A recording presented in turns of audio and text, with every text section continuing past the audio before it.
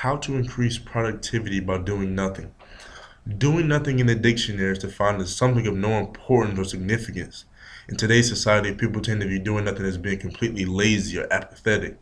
When you generally think of somebody doing nothing, you tend to think of somebody, sitting around without reason or, being completely unproductive. When in fact, this isn't the case.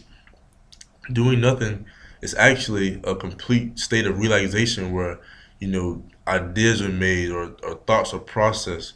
Doing nothing can also be a form of rebellion where statements can be made through that rebellion, and through those statements change later be made. In Buddhism, the art of doing nothing is actually treasured. A man by the name of Zen Master Thich Nhat Hanh developed the concept that we should all try and strive for aimlessness. And through this, what he was trying to say was, we live in such a productivity obsessed society where doing nothing is frowned upon or looked down upon as it's a bad thing. We truly tend to forget the importance of doing nothing until we have completely burned out or we're completely stressed out. And when we're being burnt out or stressed out, how much of a help to society are you? I mean, like, really, really ask yourself, how much can you really be contributing if you can't even give full effort?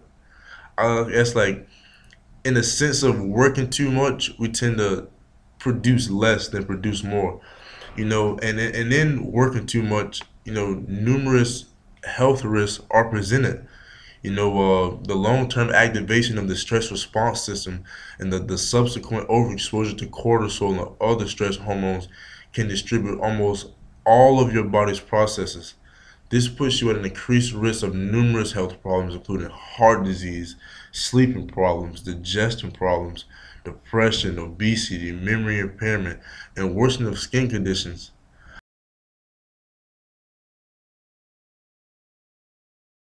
I mean, like, who really wants that? I guess instead of working so hard or overworking, that we should all have, time periods where we do nothing to give, a chance of relaxation. I think that in turn would, improve creativity and productivity and allow us to reach full potential. You know, uh, there was a book by the Tom Lutz, and the book was called Doing Nothing.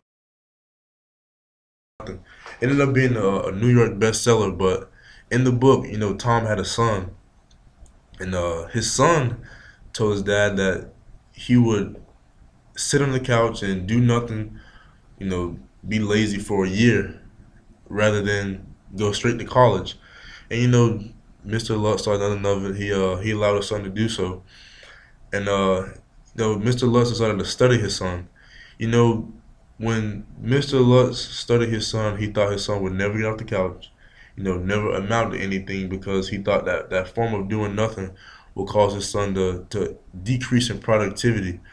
Uh, to Mr. Lutz's surprise, his son actually ended up leaving the house more eager to go to college rather than, actually staying there and being less productive.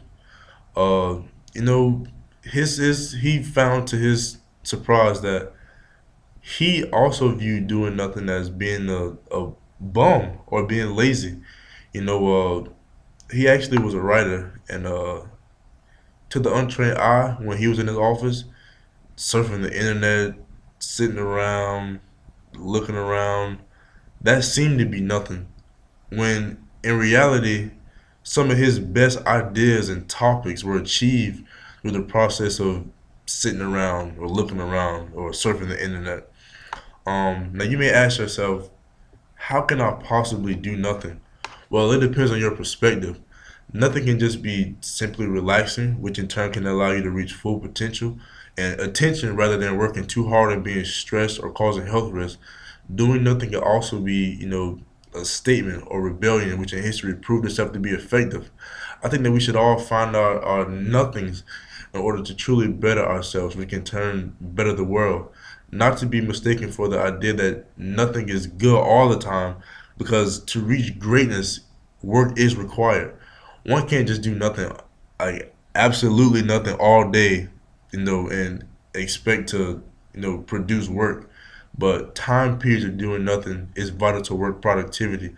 Um, There was a woman by the name of Rosa Parks in 1955, and in that time period of segregation, blacks were supposed to sit in the back of the bus, whites sat at the front. Well, Rosa Parks, being an African American, took it upon herself one day to sit at the front of the bus, and in doing so, when Ashton moved, she simply did nothing. And in doing nothing, her actions inspired, the Montgomery bus boycott system, which in turn, created other movements which helped end segregation. And, the simple fact of doing nothing made a statement, which in turn changed history. And I think that we should all find our nothings in order to produce work. Thank you.